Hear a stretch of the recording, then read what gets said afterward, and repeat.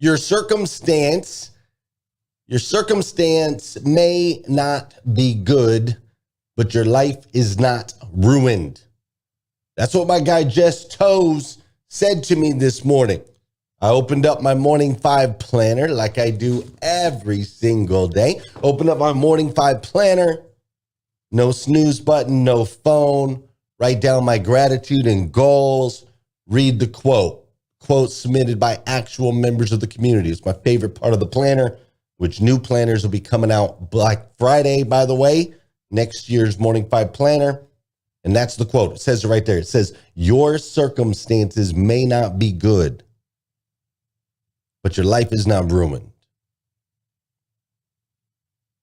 And when I read that, two things came across to me this morning. First thing when I read it, I'm like, golly, man, I remember being at the bottom. Like, I remember it so clearly. Rock bottom. I had been in and out of jail, homeless, suicidal attempt. Like, I'm out.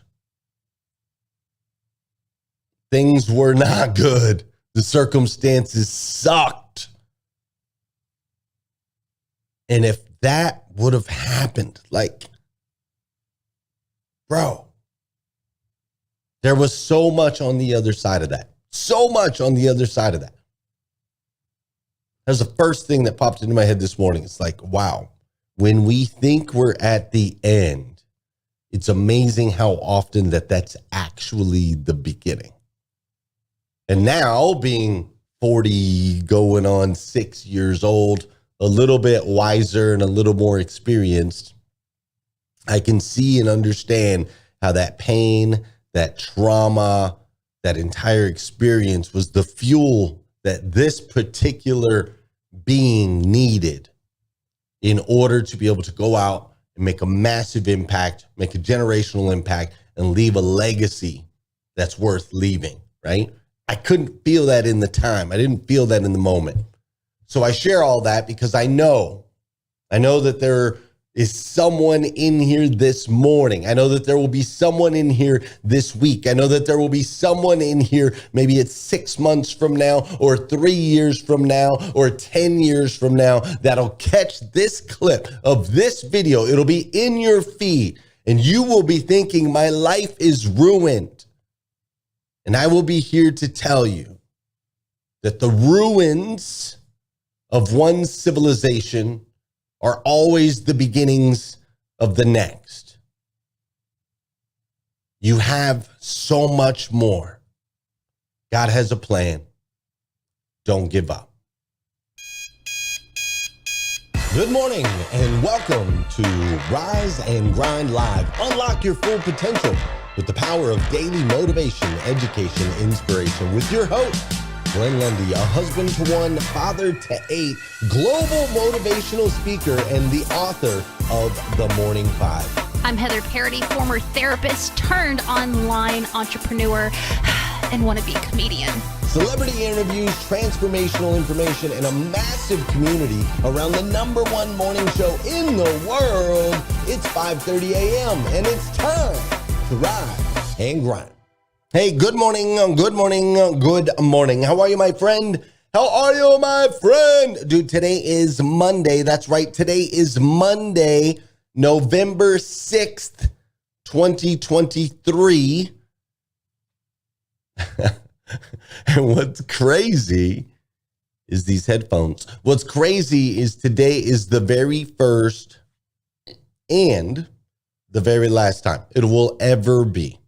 First and last time it'll ever be Monday, November 6th, 2023. So I want to make sure we make the absolute most, and I do mean the absolute most, of this absolutely incredible, incredible day. Hey, do me a favor right out the gate. Let's tag some friends this Monday morning. I promise you that there are people in your circle, people connected to you, who need a positive way to start their day today. But more importantly, I promise you that this week is going to be thoroughly entertaining. It's going to be thoroughly entertaining, thoroughly thought-provoking. We're going to have an amazing time. So tag some folks first thing this morning. If you don't mind, those of you that are over on Facebook and YouTube, I would greatly appreciate it. November 6th, 2023. Now, today is also the beginning of a revolution. That's right. You heard it here first, folks. Today is the beginning of a revolution. Today is a day that will likely be remembered for the rest of your life. You are going to remember today for the rest of your life. You're going to remember today's show for the rest of your life. And the rest of the shows this week are going to profoundly attack, shift, possibly alter, or awaken your thinking and your trajectory, your thinking and your trajectory moving forward. I know that's a big, bold claim. I know those are some big, bold statements, but we're starting today with facts. That's it. We're starting today with facts. Today's show, the rest of the shows this week, will profoundly shift, challenge, alter, or awaken your thinking and change the trajectory of your life for the positive, not for the negative, for the positive. Okay? Now, in order to make this happen, right? In order for us to get into this week, all right? In order to move forward, we must first move back. Okay. So yesterday was November 5th, 2023. And it was my daughter, Oakland's birthday. This is a picture of her on the screen. Those of you on Clubhouse, if you want to pop over, she's my princess, AKA she is the queen. Everyone in our house calls her the queen.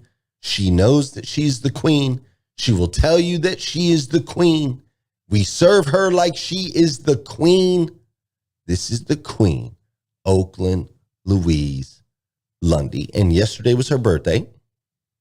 And it's also a day that has been etched into my brain, not just since she was born 5 years ago, which when she was born 5 years ago, it completely changed, altered, and awakened a new trajectory in my life, but not just because that's the day that she was born 5 years ago, but it's also November 5th. Also, November 5th is a day that has been etched into my brain since March 17th of 2006.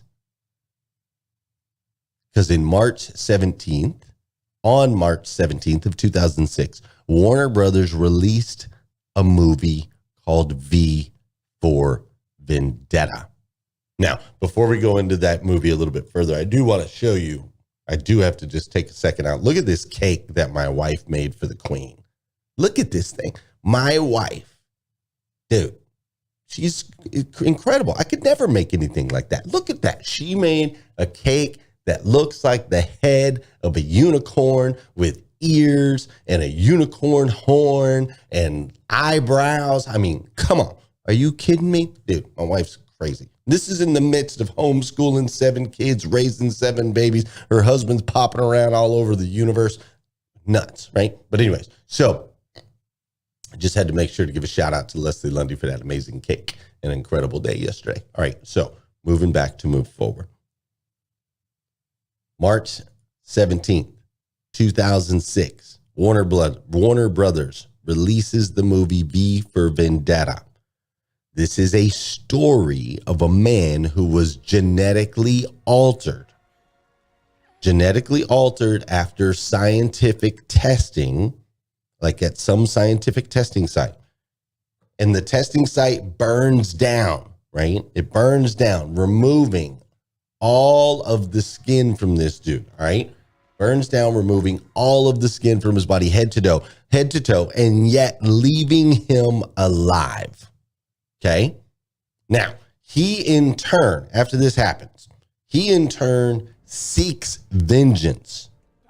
He seeks vengeance for them holding him captive and torturing him for all these years, right? And so as he is seeking vengeance for what they did to him, he unravels this deep-rooted and sinister plot, okay? This deep-rooted and sinister plot to control the people of London. And to control the people of London using media, fear, division, all of these things as their weapons of mass destruction. This is what they use, okay? Now, I know that this sounds very much like mini sci-fi movies. And some of you are like, I don't like sci-fi movies. I don't like this stuff. Why are we even talking about this thing? Right? I know that it sounds that way, right? You got this guy genetically altered. He makes a change. Now all of a sudden he can survive all this stuff. He was in a fire. He seeks vengeance, right? Like, get it. Sounds like mini sci-fi movies.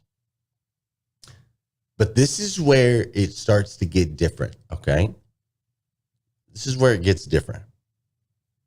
So in the movie, the main character, V, he wears, because his body is burnt head to toe, all the skin, right? He wears a Guy Fawkes mask. Okay, a Guy Fawkes mask.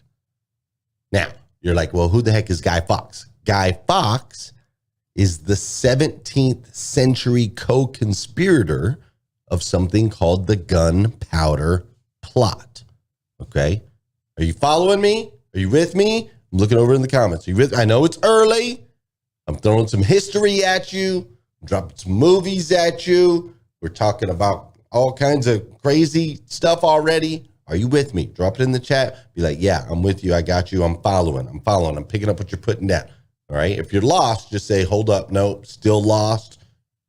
We'll back up. All right. Nicole says she's following. Okay, good. All right, good. All right, let's see.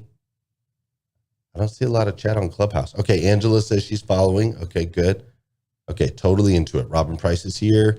Rodney Hatfield says he's following. Okay, good. Glad to see that. Dr. Jeannie, she says, yes, I'm here. Okay, Antoinette Brown. Okay, good. Marilyn's with us, 100%. Don Sankey's like, I'm still kind of confused. Okay, Ramon's like, yes, I got it. Russell's got it. Okay, all right, cool. Genetically altered movie, fire. He wants vengeance, goes after him, determines along the way that the government is using the media, division, destruction, fear, using all of these things as a weapon of control, a weapon of mass destruction to control the people. This is all happening in London, okay? So the movie stems from Guy Fawkes, 17th century co-conspirator of the Gunpowder Plot. Now, what was the Gunpowder Plot? The Gunpowder Plot, so Guy Fawkes actually worked for the government, and he was the one who was in charge of loading and storing the gunpowder that was underneath Parliament. And so Guy Fawkes and a group of co-conspirators decided they were going to blow up the government because they found out the government was corrupt. Okay? So they were going to blow it up, and he was the guy who had access to that. So the plan gets leaked.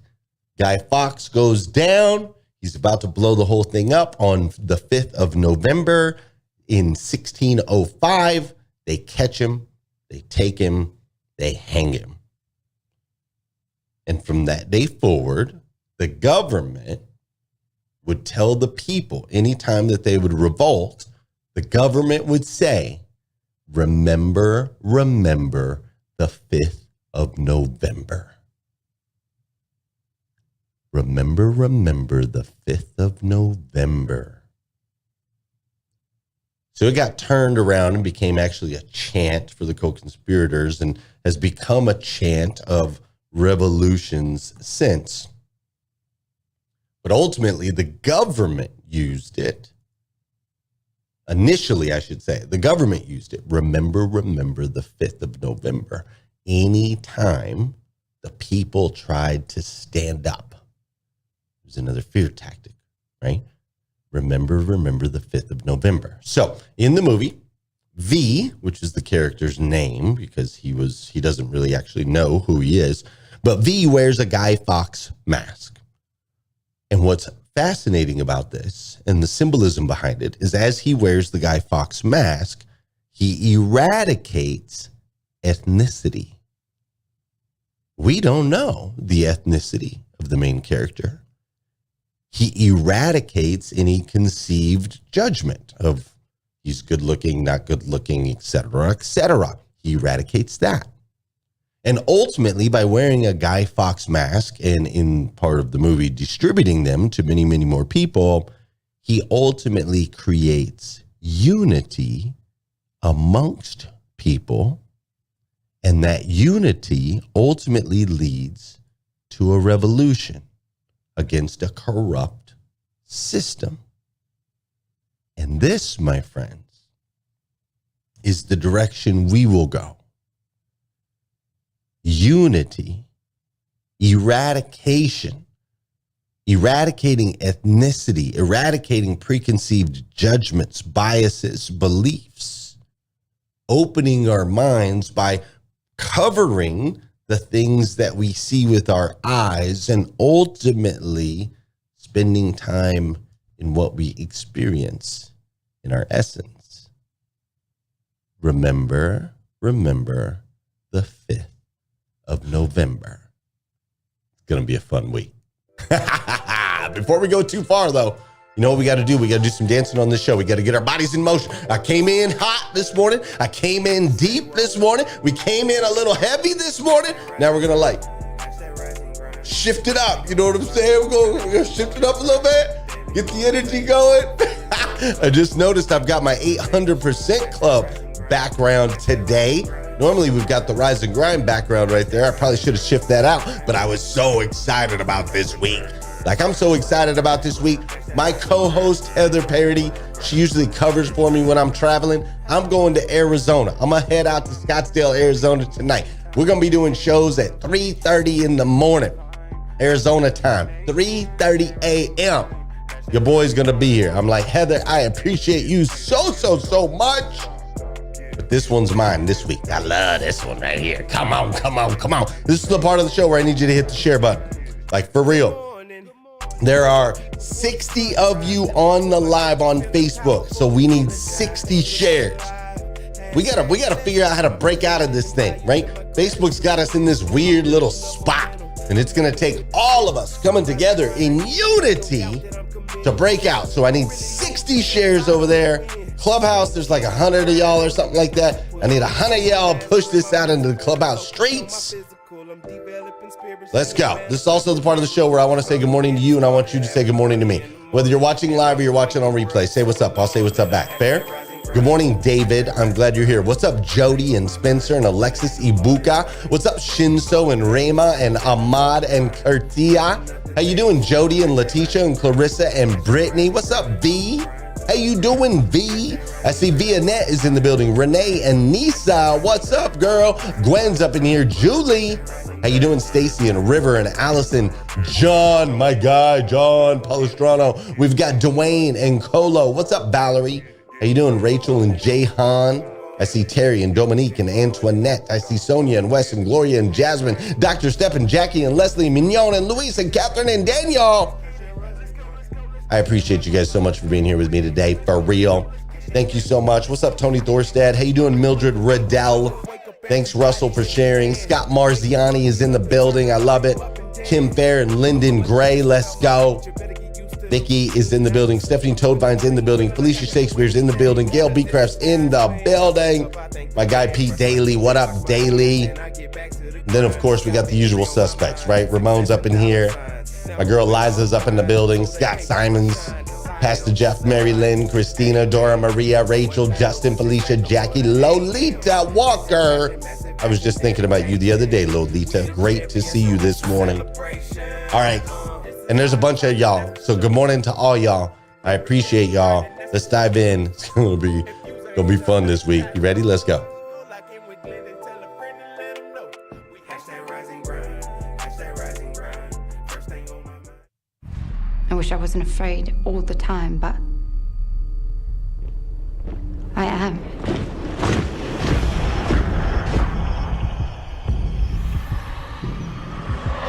People should not be afraid of their governments. Governments should be afraid of their people.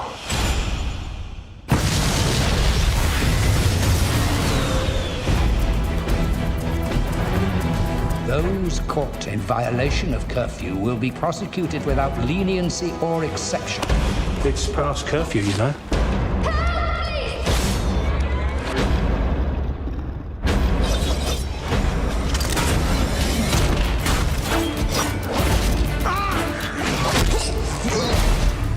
Mercy. Oh, not tonight. Who are you? Gentlemen, I want this terrorist found, and I want him to understand what terror really means. We're working on several leads. Her parents were detained when she was 12. It was like those black bags erased them from the face of the earth. You have one chance. You must tell us the whereabouts of Codename V. If our own government was responsible for the deaths of 100,000 people, you really want to know? Those who are responsible will be held accountable. The time has come for you to live without fear. I'm ready. This country stands on the edge of oblivion. I want everyone to remember why they need us. Kill him. My turn.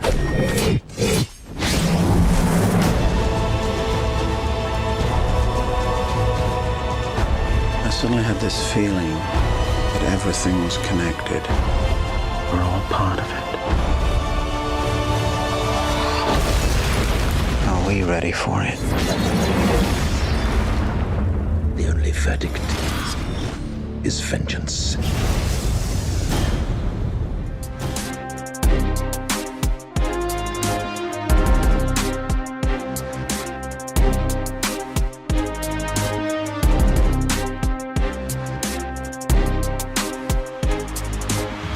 Remember the 5th of November. Remember the 5th of November.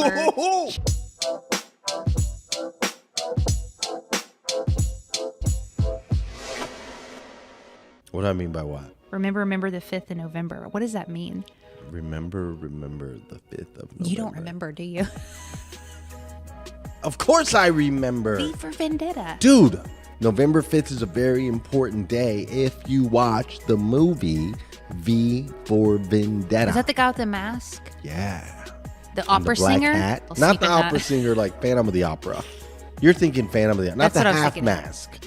Another No, mask. This guy wears a Guy Fawkes mask. Which Who's Guy Fawkes? is a historic character from Revolution over in Britain back in the 1800s. What are you talking about? Oh my God. What does this have to do with Rise and Grind? What does this have to do with, oh, by the way, in parentheses, changing the world? Yeah, completely changing the world. Okay, this movie V for Vendetta is very much potentially capturing some things that I might believe or not believe is happening in the world. Let's So go. in the movie V for Vendetta, like there's a government place that's doing testing on humans, and there's a big fire and they all get burnt, and there's one dude who, because of the testing they did on him, he burns his body head to toe. You think this is But happening right now? No, listen, no. I said the first part is kind of comic-y. Okay. Comic booky. Okay, Right? okay. So he burns his body, da-da-da-da. Okay. But then he comes out of the fire like, "Roar!" Right? And he's got Like what? He's got power. So he wears a mask because his entire body is burnt. Fast forward, he decides these are all high, like, political figures and so on and so forth that ran this place. And so he has a vendetta. Vengeance. I'm vengeance. That's correct. He has vendetta to get back to him. Now go fast forward. The government stages multiple like attacks on their own people to create fear and to get people to follow, which they then lead into eradicating gay people, eradicating certain ethnicities, like creating this utopian sort of kind of what they call a utopian sort of environment. The public is just kind of falling into it because of all the propaganda and the fear from these different events that are created by the government themselves. Okay. So V decides that he's going to spark a revolution. He does it by taking out some of these high-ranking officials that were a part of this whole thing. Okay. And he sends out masks to everybody's mailbox so they all wear a mask and can go out, and like there's a whole series of events, right? Okay. But ultimately on the 5th of November, for a year he's telling everyone, remember the 5th of November. I feel a lot of passion coming from you right now. Dude, I freaking love that. So this week, what are you hoping to accomplish with this conversation? I'm hoping people can understand that one man/woman can change the world. A half man, half Like woman? this whole thing is choreographed by one dude, one passionate dude, right? Choreographs the whole thing. And then he galvanizes and gets everyone behind it by getting rid of color, getting rid of sexual choice, by it puts everyone in a mask, old, young, everyone looks the same, and now they're powerful enough to overcome. That's kind of heavy, man, for a Yeah. week in a morning show. Well, you Lord know, Jesus, going to change motivation, the world. education, inspiration, celebrity interviews, and thought-provoking conversations. Remember the month of November. Remember the 5th of November. So look, there's 56 days left in 2024. 56 days. Now, this in itself is an arbitrary number, right? This in itself is an arbitrary number. And here's what I mean by that. It's completely made up. There's 56 days left until 2024. It's completely made up. Like, seriously, look, if you think about it, time was made up by a man or a woman in 2400 BC. They say the Egyptians came up with the concept of a clock. Now, their clock was a little different, though, because their clock only had 12 hours for night, and then it had 10 hours for day, right? So we have a 24-hour clock. They had a 22-hour clock. And then when they did their calendar, sometimes it was hot, so that was one season, and then sometimes it was cold. That was another season. So they just put it all together. They made it up. Kind of like how most of us here in the United States just changed the time yesterday or the day before, whenever it was. I think yesterday, right? Like Arizona doesn't change the time, but most of the rest of the United States does. So right now it's 6 a.m. Eastern time, but yesterday it was the same time was 7 a.m. Eastern time, I think, or something, right? Man-made. It's a construct. Someone just created it.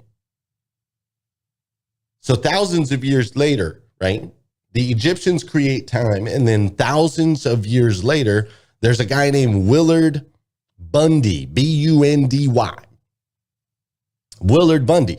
And Willard Bundy, he creates a time clock. This is in the late 1800s, okay? So Egyptians create this concept of time. We kind of accept that. We're like, okay, that's cool. That makes sense. Then Willard Bundy comes in and he's like, you need a time clock. Now, why does he do this, right? This is in the late 1800s. Why does Willard Bundy give us a time clock? Well, he gives us a time clock because we need to punch in and punch out for work. This is the beginning of the Industrial Revolution. We got factories. People are starting to work for these big corporations, right? And so they take this construct of time and then they create a time clock where you get to punch in, punch out, track your hours. Now, within that, once they create the time clock and so on and so forth, they create the work week. Monday through Friday.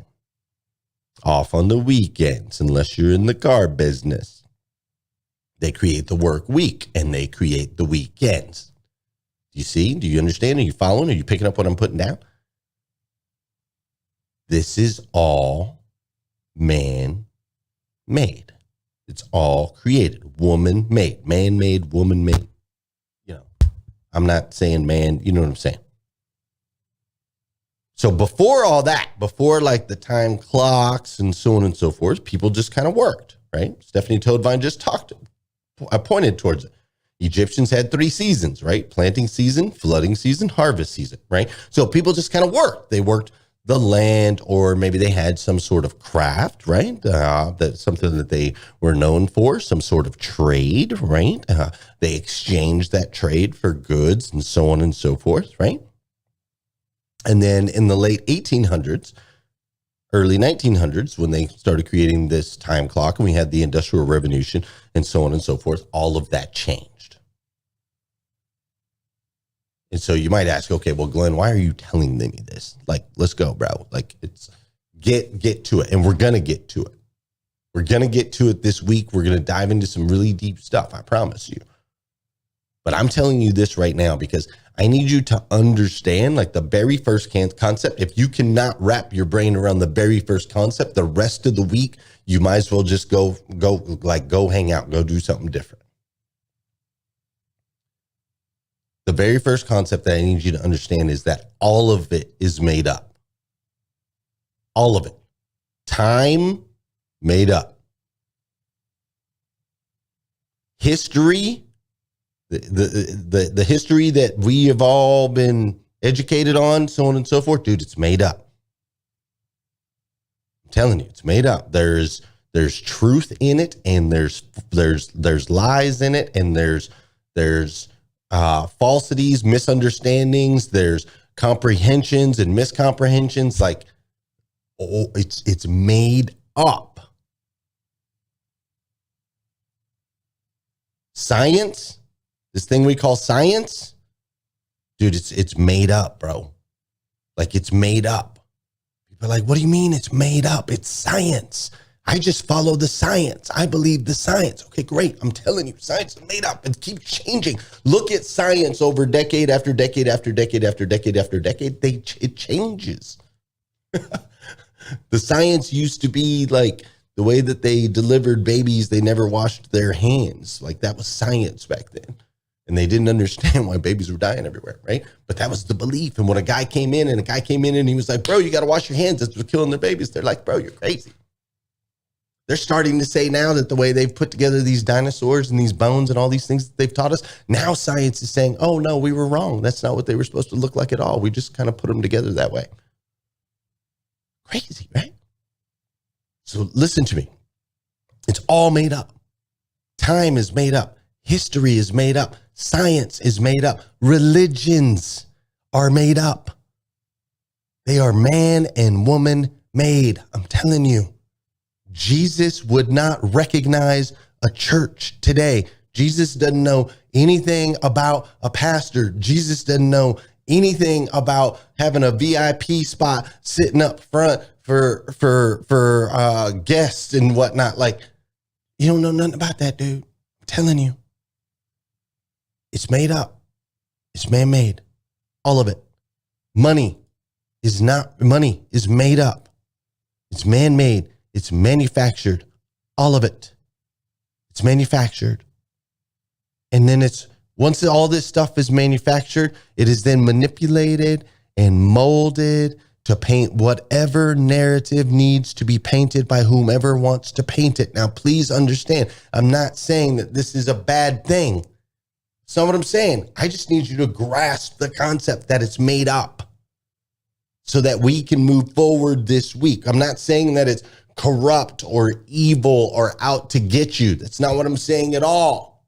That's not what I'm saying at all. There's a narrative being painted. We all use the power of narrative to impress upon others. That's like what we do, right? Like, I have a narrative at home. I have a set of beliefs and desires that I want my kids to share. There's a reason all of my kids are Raiders fans, right?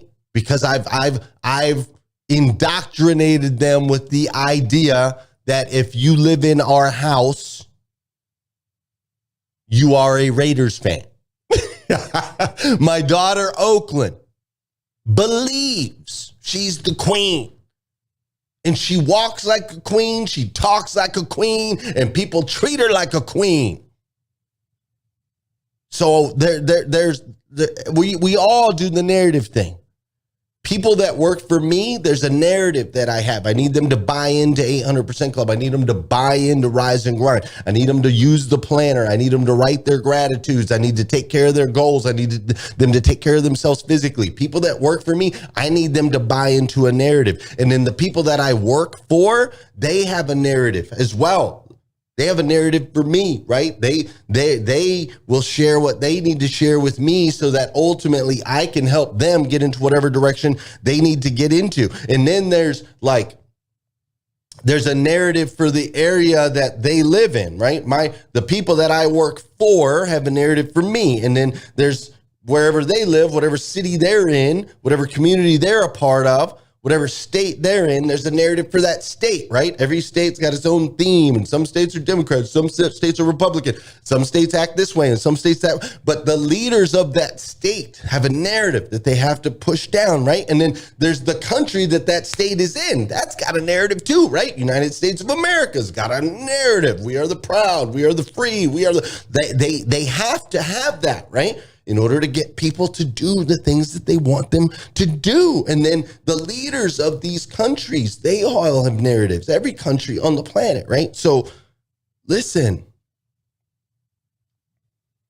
like this desk,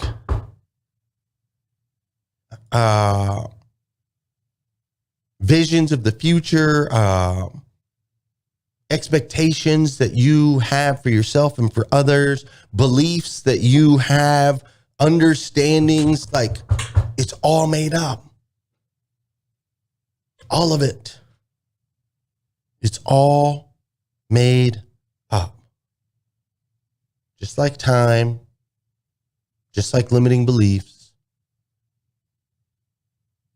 None of it actually real. In a sense that it didn't come from source, but ultimately it all came from man. That's the piece I need you to hold on to today. That's the first time anybody's ever told you that. I think you'll remember today. And then I need you to come back tomorrow, Wednesday, Thursday, Friday. I need you to come back this week. Let's start to unpack this. Because as we unpack it, then we learn that we can shift that narrative. And when we start to shift that narrative, that's where we create the transformation that I know you're seeking. That's when you start becoming the best version of yourself that you can possibly be. And that's what this is. This is all love, man. I love you. If nobody's told you yet today, I want to be the first. I absolutely stinking love you. But it's because I love you, we are going down this road. It's important. Fair? Fair. All right, I got to get, I started a new workout routine this morning. I'm already late. So I got to get, but I'm going to go hang out on Clubhouse for a while as I'm driving over there. So if you want to talk about this a little bit, meet me over there. Otherwise, if you're watching on the recording, I'll be back tomorrow morning, 5:30 a.m. I don't like that. I'll be back 5:30 a.m. and we'll do it all over again. #RiseAndGrind. See you. Peace.